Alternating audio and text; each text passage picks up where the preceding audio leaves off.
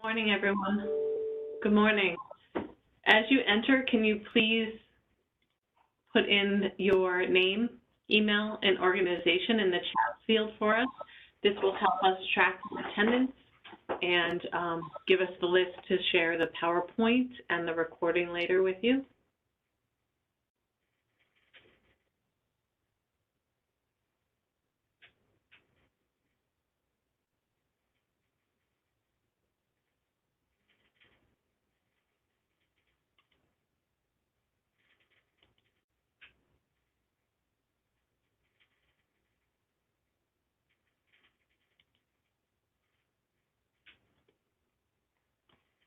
We'll get started in just a couple minutes.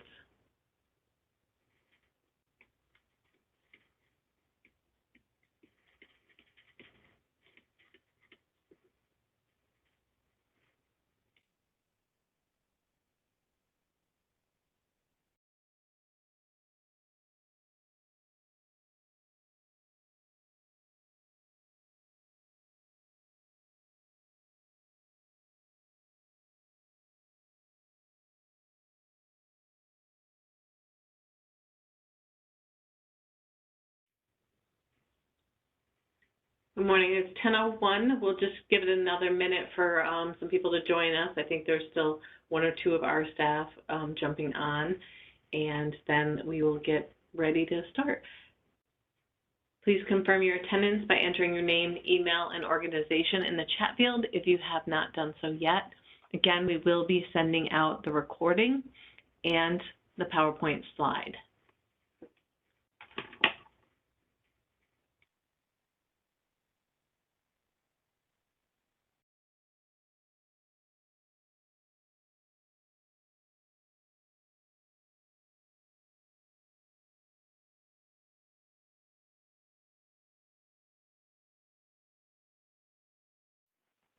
All right, our participant number seems to have remained the same, so we will get started. Good morning, everyone. I'm Linda Dara. I am the manager of the Contract Management and Program Development Unit. With me is the entire team here today, and Sophia Ecklis is the supervisor of the Empire State After School Program, and Kathleen McGarry is the supervisor of the Advantage After School Program. We have a full staff of program managers now, first time in almost 3 years, if not more. And hopefully you know who your program manager are. They're all listed here and they're all present. You should have their email addresses. If you have any questions, you can reach out to them for anything. So Erica, Paulinka, Abby, Matthew, Mark, Harem, and Brenna. Also on the call are a few individuals from the Bureau of Contract Management. William Aiken and Stephen Kelly are with us, and Vanessa O'Rourke is the supervisor. There's a few other individuals that you may get emails from on her team in regards to vendor responsibility, budgets. They support us and work with us here at OCFS to get your contracts, your amendments, and your claims completed. So let's jump right in and talk about after-school contract claiming. So your contract period with this new amendment begins 9/1/22 and goes through 8/31/24. The quarters are the same as they have been traditionally, with quarter 1 being September 1st through November 30th, and quarter 2 December 1st through February 28th, and so on. Quarter 4 of this current year that we're in will be the final quarter of this year, and you've already developed your budgets for last year, beginning 9/1/22 through 8/31/24. Those annual budgets will continue unless there's a change that you need to make, and you work with your program manager to make those changes. The required documents for each quarter is the annual breakdown of expenses, where you let us know in accordance with your budget that has already been approved, how you spent funds, what your expenses were in that quarter. The quarterly program report is required, your work plan, your performance targets, and your parent engagement documentation. The parent engagement record is on the final page of the program report document. Hopefully this document is familiar to you, but it was recently amended. Additionally, we'll want the quarterly attendance spreadsheet to document how many children benefited from your program. And those numbers are important for us because we use those to report out the success of the program and to advocate for funding if needed. Not this year, but in the future. In quarter 4, we need a roster of all enrolled youth for your program.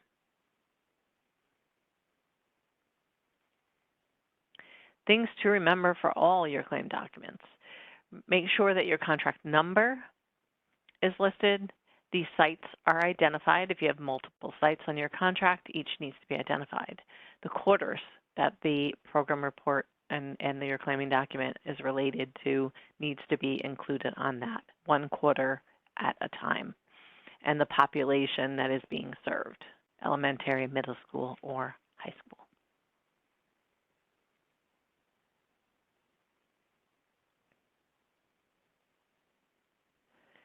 And at this time, I am going to turn the delivery over to Mark, who's going to talk us through the quarterly report document.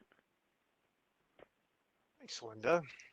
Hi, everybody. My name is Mark Roberts, Program Manager with the Contracts Unit. We're going to go through each of the documents that Linda outlined previously that are part of claims for the 8/91/22 to 8/31/24 period. And we're going to start with this quarterly program report. So we updated our program report template, as Linda mentioned, and I know what you're thinking. Oh my God, they updated it again. Last time we updated it was fall 2022.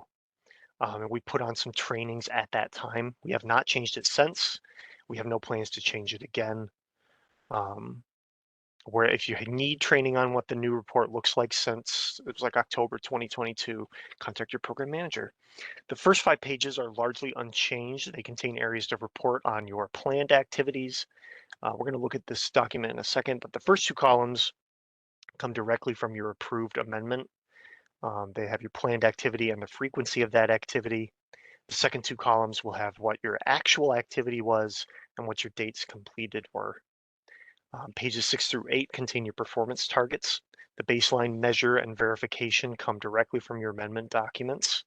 There's a new results section in the program report, which has 3 questions.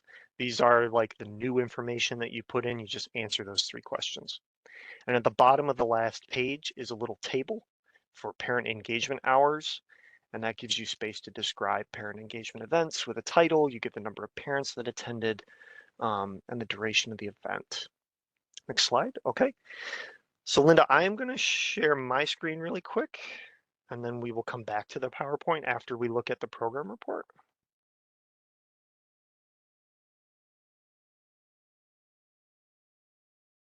Pull up the program report. Here it is. So at the top, you'll put your name, the name of your agency. You put the name of the site. If you're wondering, I have multiple sites. How many program reports do I need to do? That depends on what your amendment documents look like. If you did a separate set of activities for each site, which is the case for all Advantage contracts, you will be doing 1 program report per site. Some Empire programs, however, do a set of activities per school level. So they may have 4 elementary schools that all use the same activities. If that is the case, you only have to do 1 per school level. So refer to your amendment documents to see how many program reports you have to do. You put your motto for the site, the reporting year you can enter. This is a drop down with what quarter it is. So this template right here is year agnostic, you might say. You can use this for last year and you can use it for this year. These 2 columns will come directly from your amendment documents. And these are what you'll be entering based on what you actually did. So for example, this is youth involvement. Maybe you had a youth council in your amendment and maybe you did that once per month. See, what I like to do when I help my vendors set these up is I'll number them, right? And then I will do what I actually did, youth council planned, et cetera, et cetera. I'll give a little narrative, maybe 3 to 5 sentences, and then dates. If we did this monthly, each quarter is 3 months. So talk with your program manager about how to do this, but I think we can accept either. You can say we did it once per month, 3 total. Or if you want to give more details, you can say we did it 9/15, 10/21, and 11/13. Now, if you number these, you don't have to line them up as much. You know, I see a lot of program reports where what people want to do is if they have a really long planned activity, right? And they have a very short frequency. You can see that these are already kind of misaligned, right? They're not like going straight across, especially when you get down to the third item.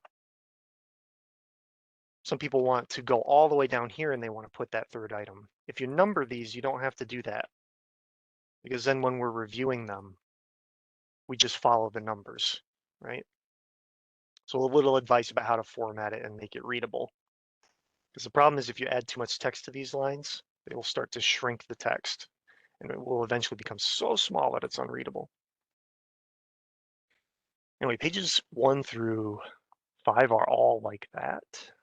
We're just copying. These are directly out of your amendment documents, these sections. We reach the performance targets. So this information I think will pull from the first page. You can see the template has instructions pre-filled here. So you put your baseline right out of your targets from your amendment, your measure, your verification. This is the results section I was talking about, where there are 3 questions that we want answered. Was the target met? Yes. How many targets met it? You give a number.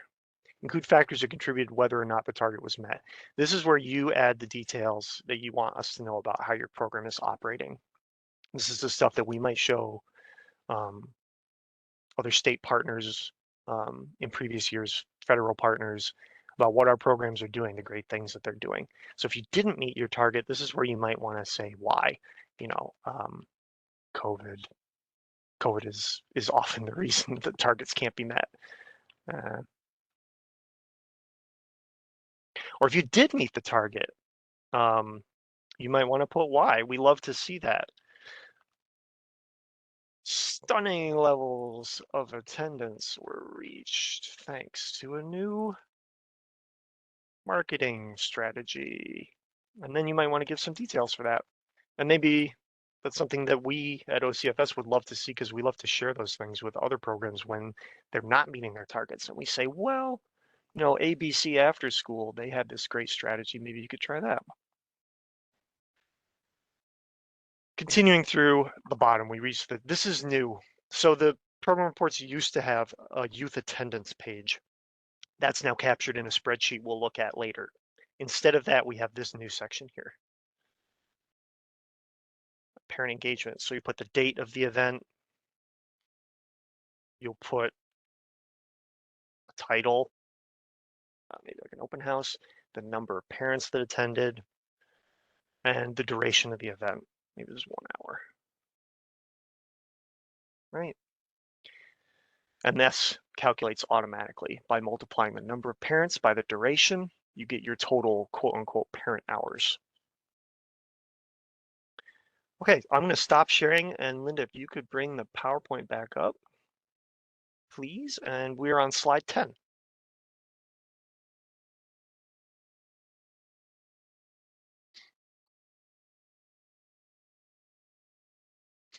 Go ahead to the next slide, please. Or maybe I can. I'm stuck. Oh, that's great. I can control it. Oh, that's perfect. There you go. You took control. Okay. Okay, so we've looked at the program report. That's part 1. That's document 1 that you'll need for all claims. So 4 of those per 1 per quarter.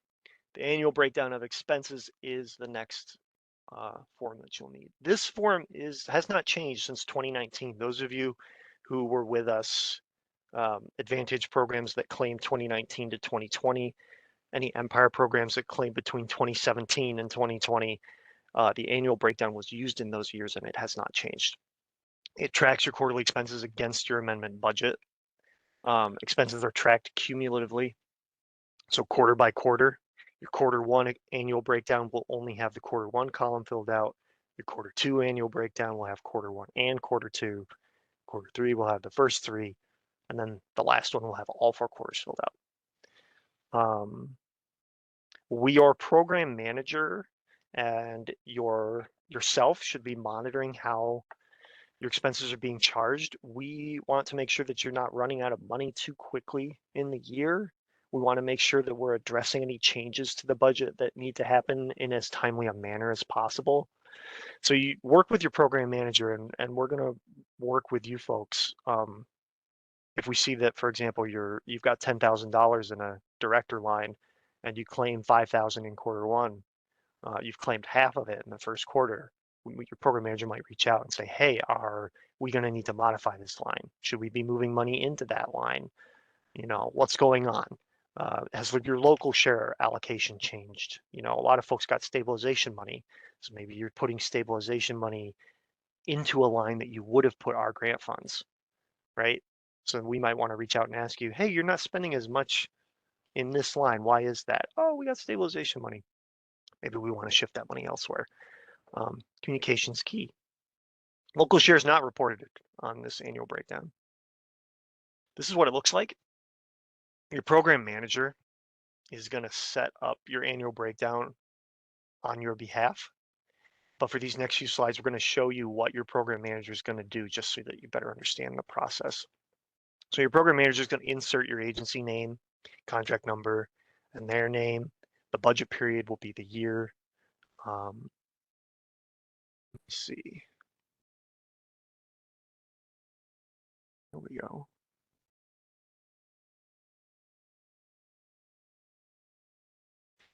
This section is where the titles are going to come from. So personnel titles or the names of consultants. These are going to come directly from your amendment budget, copy and pasted. Your amendment budget has a column for the 22-23 year funds and the 23-24 year funds separately. So your program manager will prepare last year's and this year's for you using those OCFS funds lines from your budget. Just like I was saying, so when you fill out the Q1, this is where the annual budget amount, that's going to come straight out of your budget. This approved spending adjustment column is going to be left blank initially. That's only used if we're having to move money between lines from the original annual budget amount. You'll fill out the Q1 column first when you claim this year. Q1 ends November 30th. We typically expect to receive claims from you by December 15th, if possible. So around December 15th, you'll be sending us an annual breakdown with this first column filled out. And then later in March of next year, you'll be sending us one with the Q2 and the Q1 filled out. So as you go, you basically just be saving this document after Q1 and adding to it each time. Brief note about personnel. So personnel, you want to claim according to when that personnel worked, according to their pay period. So if, for example, you have staff and the pay period is November 21st to December or November 30th, November 21st to November 30th. That's within quarter one. That's a pay period they worked within quarter one. Even if the check date is in December 5th, right? Because usually they get paid a week or two after the week that they've actually worked. We want the pay periods claimed, not the check dates. Same with fringe. For all other lines like your contractual, your supplies, you're going to be basing your claims off the invoice or the receipt date.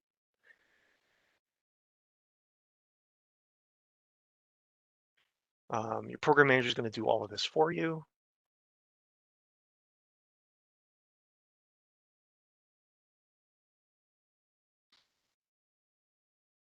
just what we were talking about. Your program manager is going to pull from your amendment budget. They're going to separate your administrative and programmatic lines. So for example, if you have a title which in your budget you separate it into an admin line and a program line, like if your director does 20 hours of work a week that's programmatic, supervising kids, and then they do 10 hours of work at the office with financial stuff, and you put those on separate lines in your original budget, you're going to claim them separately on your annual breakdown.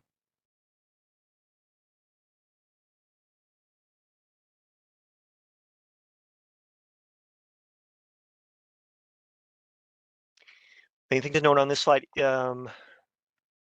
go back to the annual breakdown.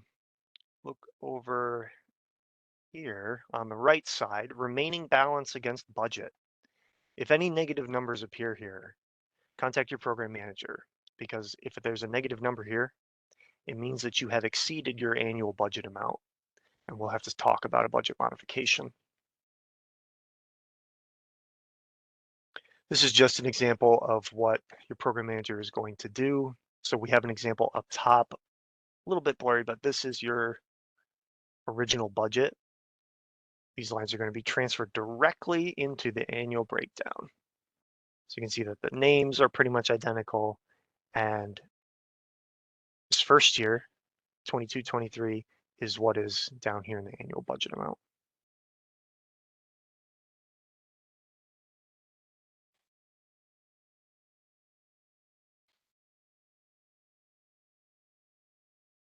This is mostly review.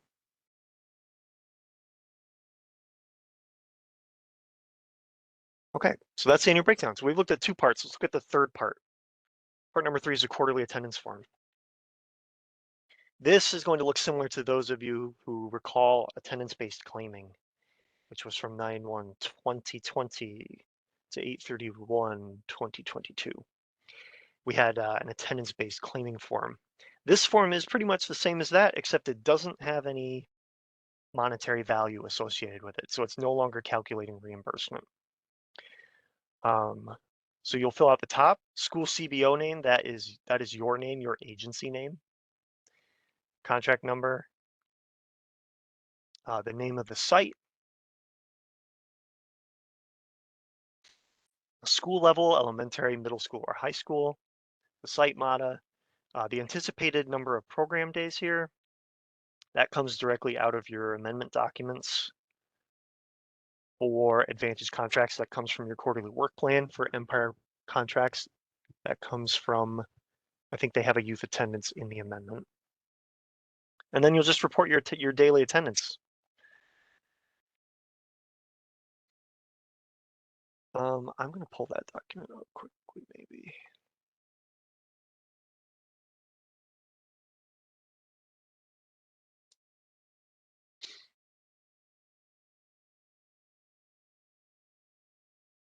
Yeah. So here's an example. Here's the latest quarterly attendance for 23-24. Each quarter has its own tab. Here's Q1, Q2, Q3, Q4. And what we want you to do is you're going to be separating this by site, and you're also going to be separating it by school level. So if you have site 1, which serves both elementary and middle school, this section is where you will report elementary youth attendance, right? Et cetera, et cetera. Then you go down here to this next table. This is where you will report middle school. How many middle schoolers attended on each day, et cetera, et cetera, et cetera. If you have another site, then you'll do site 2, then whatever the name of that site is, and you'll do the same thing. If site 2 serves only elementary, then this is the only chart you would need. If they serve additional school levels, you would add them below, et cetera, et cetera.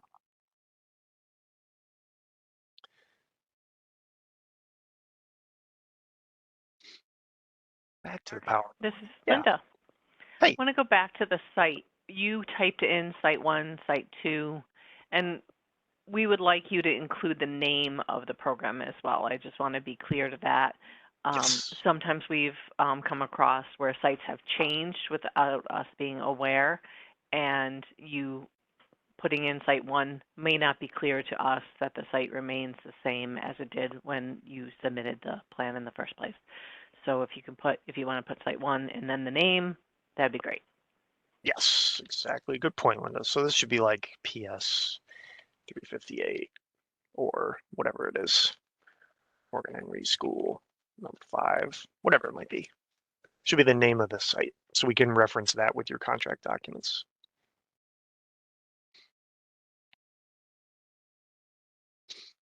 Okay, so those are the 3 documents: program reports, annual breakdowns, and quarterly attendance form. And in Q4 only, we want an enrollment roster containing at least first initial and last name of all students that were enrolled for that year. They're all going to be uploaded into the same place, which is the quarterly claim, the EXPEN task within CMS. You may remember in previous years, we had a ProgRep task where you uploaded your program report and an expense task where you just uploaded your annual breakdown. We've condensed that. So for the last 2 years of the contract here, we're uploading everything into one task. You don't have to worry about the ProgRep anymore. Other backup, such as your payroll registers, your receipts, financial backup, we are not requesting at the time of claim submission. So we do not need to see that. However, state comptroller may request that information when they audit your claims. And if they do, they typically give 24 to 48 hours notice. So we do recommend you keep that information on hand and easily accessible, just in case. So we're going to look at CMS next. And this is a screenshot of the bottom of an expense task. So these are the steps when you log into CMS. If you have already logged a claim, you'll find the expend task within your inbox.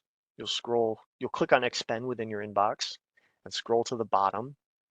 And that's where you'll see this tiny, tiny link, upload claim documents.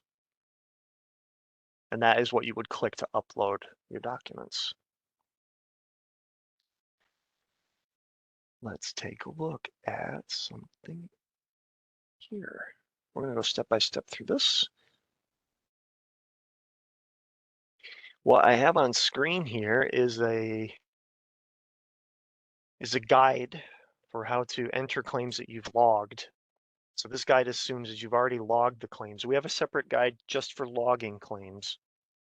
And we can send these, your program manager can send these to you at your request. We're going to go over the data entry portion of the guide here today. So you'll log in at my.ny.gov. You'll see this familiar screen here. If you've forgotten your username, your program manager can provide your username, but we do not have access to your passwords. So if you have your username, you can click Forgot Password, and you can get it emailed back to you. We're going to want to log in with your Con user account to begin with. Once you've logged in, this is what your home screen is going to look like in CMS, the CMS home screen. Up here in the upper left corner, actually, I think we have a better view of this. Yes. So up here, this upper left corner section, we're going to zoom into that. You will see your last name, first name here, and then you will see your role. This should say Con user below your name. If you think you've logged in with your Con user account, but you see something else here, you see ClaimSig or Consig. This is a common bug in CMS, and you should try logging in again using a private browsing window, or in Google Chrome, it's called an incognito window. And your program manager can provide tech assistance with that if necessary. But once you're certain you're really logged in with your Con user, you see your name and Con user here, you're going to want to click on your inbox. This is what your inbox will look like. These are claims that have already been logged and created, these 3 here. So you'll see your contract number, you'll see your agency name, You'll see whether you're Empire or Advantage, and you'll see who currently has the task. Now for you, it'll probably say your name and con user, and this log status will probably say pending. So what you would do here is you would click expend, and that would take you to what we call the expense task screen. This is what the top of the expense task screen looks like. It's just got a bunch of information for your reference. It's got your contract number, your name. It's got the period. So this is the contract year. So this is a claim for last year. And then it has the report period. This is the quarter. So we know this is a quarter one claim because it's from September 1st to November 30th. This is all just information for your reference. Scrolling down the expense task screen, you'll see a chart like this. This chart shows you where the claim currently is. So when you first encounter an expense, it'll be in this section. So you'll see with contractor, whoever your con user is, John Smith, Jane Smith, con user start date will be here, and there will not be an end date. And there will not be an actual days, and the review status will say pending. That's what you'll see when you first log in. After you complete the task, that's when the end date is filled in. That's when this will say complete. You can look at these at any time by accessing your contract in CMS. So even after you process a claim with your con user and your claim SIG, you can log in and view your claims at any time to see where they are in the remainder of this process. These two stages are with your program manager. Then it goes to our internal Bureau of Contracts Management, and then it goes out to the state comptroller for final calculation and coding. Lately, I'm seeing claims get paid within 5 to 10 business days of submission. Scrolling past this chart, for expense-based claims, this is probably the most important thing. It's all the way at the bottom of the expense task screen. And this is where you're going to enter data from your annual breakdown.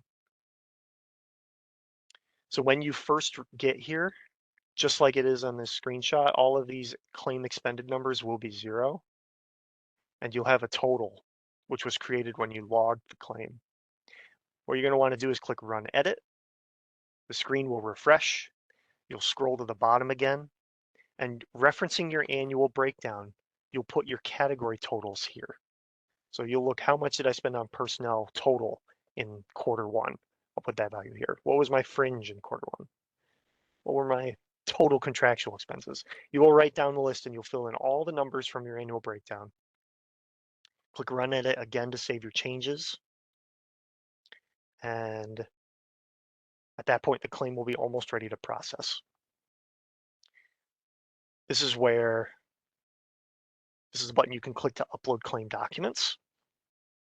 For Advantage contracts only, and only for last year, you will also see this TANF report button. I believe that button will no longer be relevant in the 23-24 year. So next we're going to look at what both of these buttons look like. This is the TANF report. So after you click TANF report at the bottom, you'll see this screen. You'll enter the number of families that you served with your Advantage program. In here, click process. It'll tell you it's saved, and then you'll go back. Once you're back, you'll click Upload Claim Documents. This is what an Upload Claim Documents screen looks like. When you first get here, you won't see any of these, right? Yours will just be blank. It'll say document name, this blue stuff, and then below it will be nothing. You'll click Upload Document. This is what the Upload Document screen looks like. We have a format that we like different documents to be named with the contract number and then what it is, quarterly attendance annual breakdown, and then the year, and then the quarter. So for example, contract number, quarterly attendance, 22-23 Q1. That's what you can put here in name. You can copy and paste the same thing into description. You can click the choose file button to upload a file. Or if you're really savvy, you can drag a file onto this button. Then you'll click save. That should upload the document. After you click save, you can click this show existing PDF to verify that the document was uploaded successfully. Once you're sure the document looks good, click back. You'll arrive back here and you'll see your newly uploaded document listed here. You'll do that for all 3 of the documents, and then you'll go back. So what we've done on the expense task within CMS is we've edited the claim expended column to match the annual breakdown. We've uploaded our claim documents.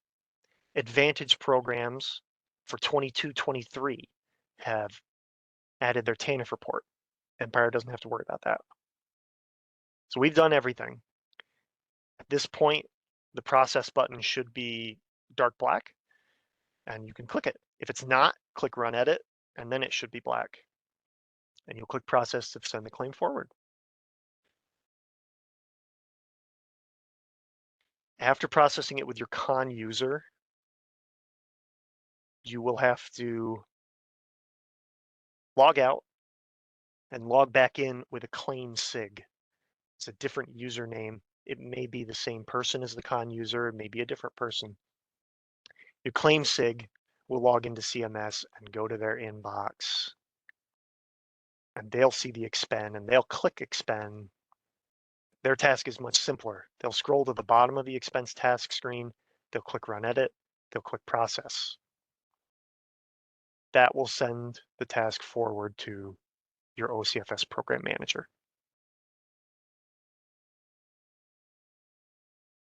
Okay. Sorry, that was a bit long-winded and maybe a little quick, but we'll have time for questions too.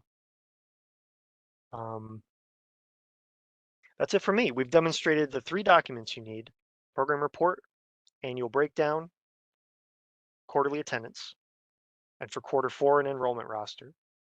We've looked at how to fill out those 3 documents, and we've looked at how to upload and process a task within CMS. That's pretty much everything you need working with your program manager to submit claims. At this time, I'm going to turn it over to Linda or Kathleen. Thank you, Mark. If you're still controlling, I'll need you to switch the slide. All right. So things to remember with your after-school contract claiming. Label your documentation clearly. The contract number, the year, the quarter that it is referencing. If you have multiple sites, the site name, description, type of documentation. And you can refer back to this PowerPoint. And actually, no, Mark, you were sharing your screen when you went through the description of how we would like things named, right? Yes, but I can share the guide that we were looking at together as well. Yeah, let's include that when we send out the PowerPoint. Thank you. All right, next slide. Things to remember in your email correspondence: always identify the funding stream. All of our program managers, and our program managers are the staff here in this unit, the Bureau of Contract and Program Development unit, that manage your contract. Every contract has a program manager here in this office and a contract manager assigned in the Bureau of Contract Management.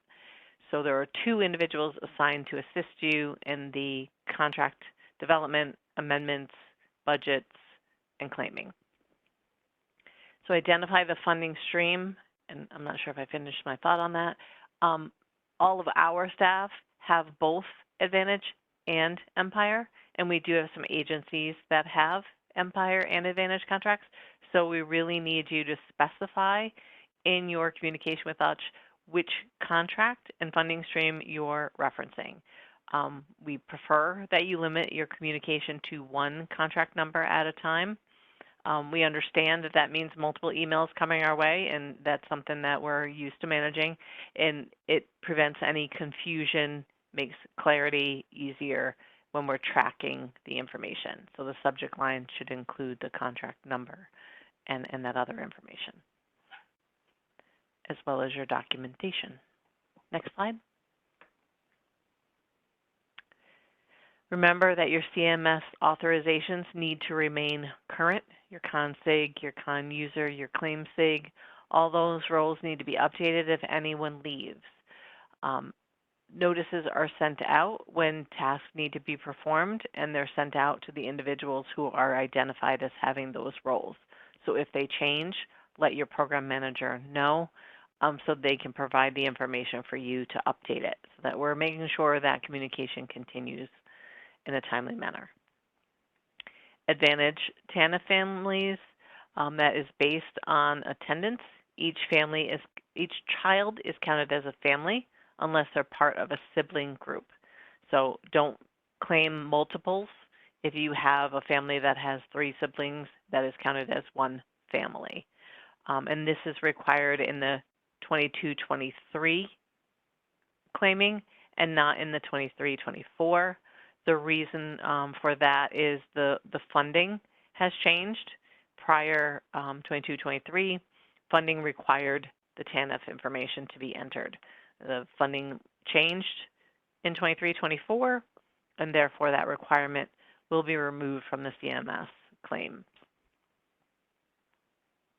Next slide, please.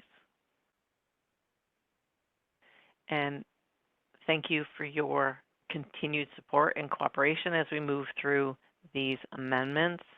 And we look forward to having everyone up to date, making sure you have the financial support that is needed to continue to provide the quality programs that you are to the families in the communities that you serve. Please keep in mind that claims, according to the attachment D report and claiming schedule that is in your contract, should be submitted within 30 days of the end of the period. I know there have been delays on everyone's side, COVID related and not. We're fully staffed now, so we are ready to roll and keep things going in an up-to-date manner. We're anxious to get everyone fully funded and moving forward. You may, if you're behind in claiming, you may submit more than one claim at a time, but we can only process them in sequential order. So process the current quarter, the oldest quarter first, and then it's a good idea to work with your program manager. Make sure you're going over any kinks. If you process a bunch of them all at once, there may be errors and require you to do a lot of rework. But once you get a concrete method of submitting them and understanding, multiple ones in sequential order is acceptable if you have the documentation and the claim period has passed. Now we will take questions and in our chat. If you prefer, you want to raise your hand and ask verbally, that's fine too. And we will again provide a copy of the PowerPoint and the recording at the end. Linda, I don't know if you'd like, I had copied all the questions from the chat, so I can run through those one at a time, and then if anybody has additional questions, we can do it that way too. Yeah, that would be great. I think Kathleen answered, but someone had asked if they'll receive a copy of this slide deck. Right, like the PowerPoint Yes. will be sent with it? Yep. Okay. The copy of this slide deck and the recording will be sent out. Perfect. Then someone asked, do you have to submit copies of the expense receipts when we submit the claim, food receipts, payroll? I think Mark did touch on that. That's if it's audited or if it's needed, correct? Correct. You need to maintain them for your files and have them readily accessible. As Mark had stated, sometimes we're only given a day or two to provide those documentations if an audit occurs. Otherwise, you do not need to submit them to us. Just maintain them and have them available. Right, so not necessarily needed for claiming. Correct. Okay, and then we have someone asked, can you please mention the timetable for each quarter, like when each quarter ends, when the claim should be submitted? The quarters end, I know I'm going to struggle with this without it in front of me. So the first quarter is September 1st through November 30th. November Did I get that? 30th. Yep. Thank you for putting them up. So that is the quarter period, and then the claim should be submitted by December 31st for quarter one. Quarter two, claim period December 1st to February 28th. The claim and documentation should be, the program report should be submitted at the end of March, and so on. So you said end of March. Do you have specific dates for them? So if quarter one was 12/1, Yep. like, is it just the first of the next quarter, basically? Like, the first quarter should be done by 12/1. Oh, you have in it the there. schedule. It states 30 days. Yeah, someone's putting that in. I bet that's Mark. Thank you very much. Thanks, Mark. All right, let me just copy that over to 31st. And that is the deadline. If you're ready to submit them the day after, please go forth. That would be great.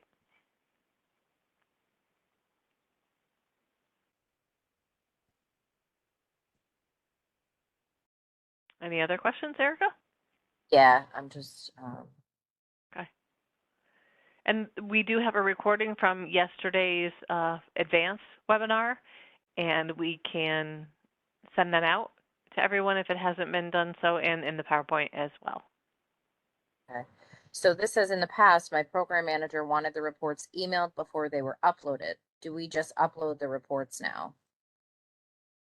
You may upload the reports now as they're part of your claim documentation. You know, that's something to discuss with your program manager.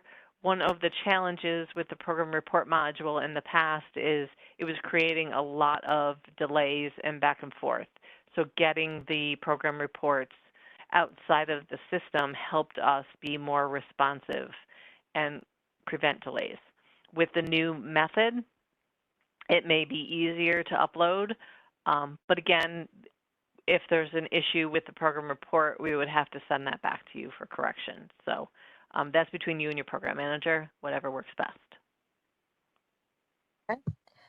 Is the TANF listed in the original contract as a projection, or is it calculated based on programming that occurred? This is, and Mark, I'll look to you or any other staff, that this is actual numbers. We want to know what families were served, not what you would hope to serve. In the original contract, there is a maximum anticipated daily attendance. That's a number that your contract was funded to serve. But when you're reporting TANF families served, you're reporting based on the actual number of families served in real time without reference to the contract. And again, this information is important because they're looking at, when I say they, this is people outside of us, how effective was this funding? Was this grant opportunity? Are we hitting what we wanted to, what we anticipated, the number of families? So we can see if there's changes that need to be made. Part of this is what precipitated the change to the attendance model. You know, we had awards for a certain number of students, and we were nowhere near hitting those targets. And there was concern that we were, instead of spending $2,000 or $1,600 per child, we were spending double digit, $10,000 per child if the numbers were so low. That's a real extreme example, but there were some contracts that were like that. And some of it was, and those numbers, just to be clear, were taken pre-COVID. So this review was done, I believe, in 2018 of the attendance based on the proposals. So they really want to see that we're getting out of the grant funding what we had hoped to. And if not, what do we need to change to make that happen?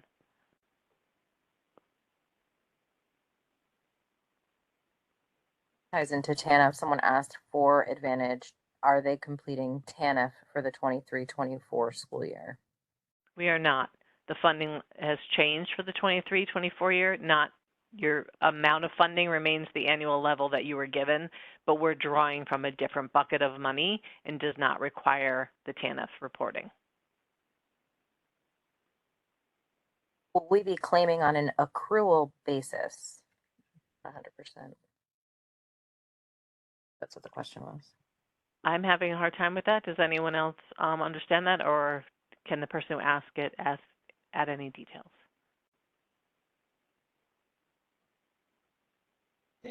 Good morning. I'm Vanette from the Child Center. I asked the question because Mark, when he was presenting, he mentioned that we claim when the payroll happens, not when it's paid.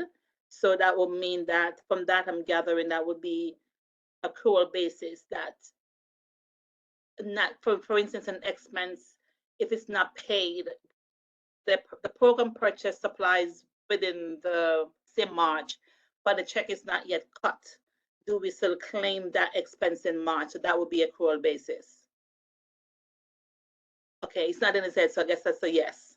I see Mark shaking his head. So. I believe so, yes. With staff, I know, for example, if the state comptroller audited your claims and they requested financial backup, they would be comparing your Q3 claims, which are between March and May, with your payroll registers, and they would be looking for pay periods. We want to make sure every pay period is within March 1st to May 31st, approximately. It's okay if there's some rollover. But yeah, it's based on when you actually, I guess when the work is done, when it comes to staff, or when the supply is actually purchased.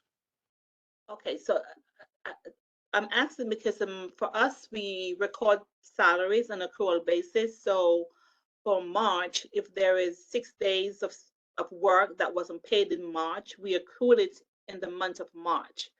But based on the fact that you're saying they're going to look at the payroll register, so it would be only the 2 checks or 3 checks that's actually paid out for March, that we can show that here is a payroll register to support those payments.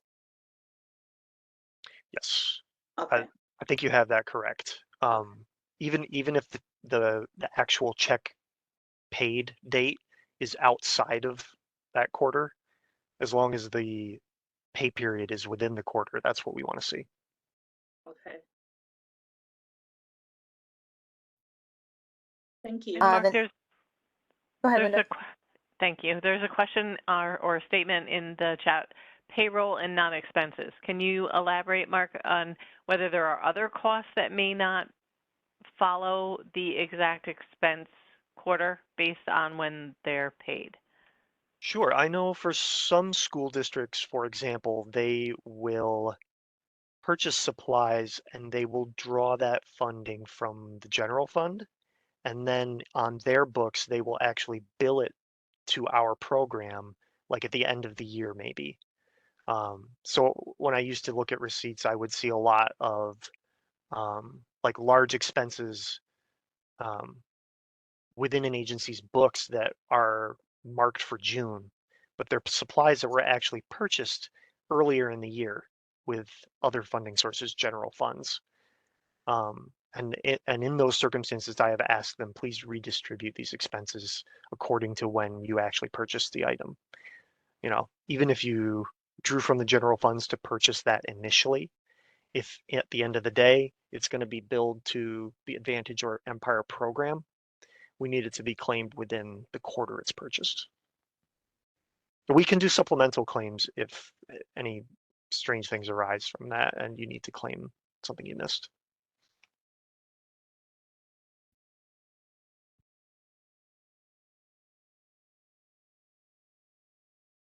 Okay. Once the contract amendments are approved, can we process the claims from last year simultaneously, or can we only do one at a time? Claims must be submitted sequentially, so start with quarter one, and then yes, you may then submit additional claiming. You have to get the 22-23 year completed before starting the 23-24, but I think that's self-explanatory with the sequential. Okay. Someone had asked who's the program manager referring to. I didn't see a last name attached to that, so generally it's just referring to whomever is in charge of your contract on the program side. Yeah. Thank you, Mark. So these are the program managers. These are the staff that are in the DCC, Daycare, Contract Management, and Program Development Unit. One of these 7 staff should be overseeing your contract. In addition, can you go to the next slide, Mark?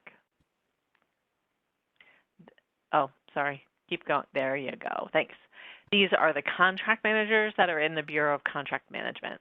So any of us could be reaching out for information, but the program manager is the staff in our office, the 7 staff, and then the 2 supervisors, Sophia for Empire and Kathleen for Advantage. And then this was more of a personalized thing or wanting them to mention it. I'm not sure if Sophia saw it, but someone had said they were looking through emails.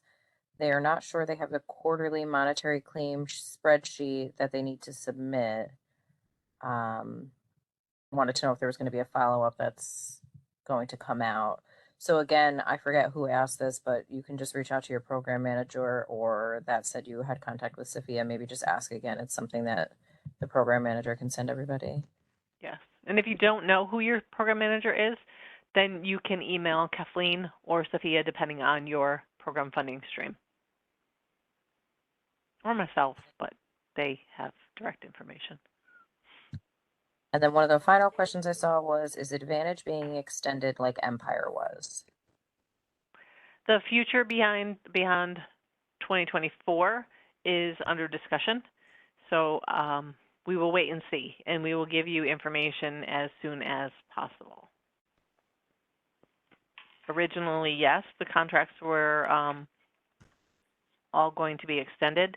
Advantage was a unfunded year, which frankly, I don't know how that works for anybody to have an extra year of programming without the funds to support it. So that's part of the conversation about where we're going in the future. All the questions that I saw in the chat throughout the presentation. Oh.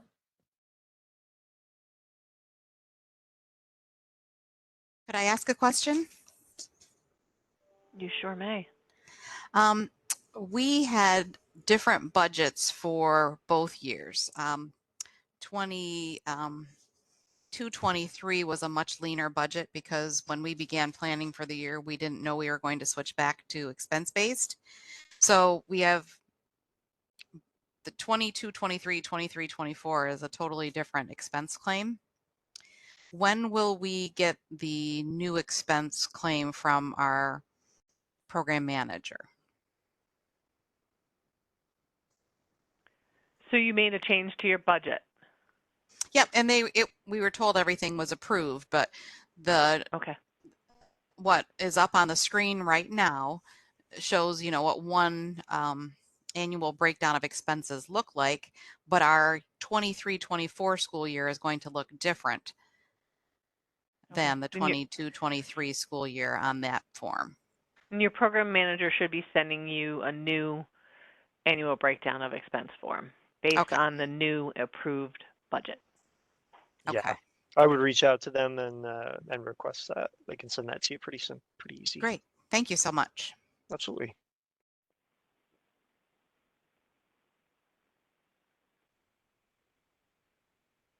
Any more questions in the chat, Erica? Nope. One was just answered. It was just about receiving some of those other program documents, but other than that, I don't see anything else. And I'm going to throw this out to our Bureau of Contract Management folks that are on the call. Was there anything you wanted to state or clarify for the audience? Vanessa, Will, Stephen?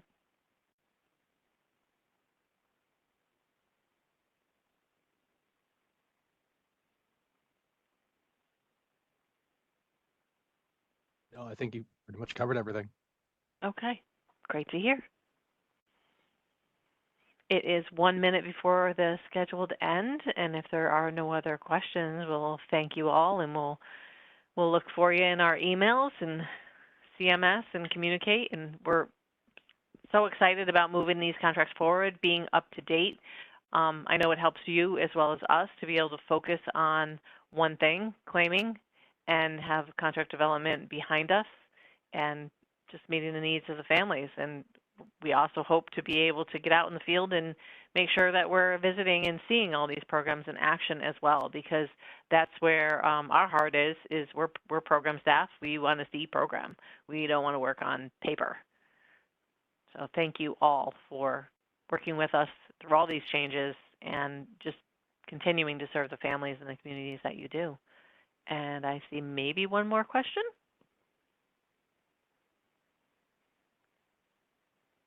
Yeah, it looks like Kenyatta. And can I just say, I'm not 100% sure. I think there's a lot less of us than the vendors that were on. Can you just please make sure that you did include your name, email address, and name of your agency in the chat box so that you can receive the recordings and documents? Yes. I only have 26 accounted for, so. Okay.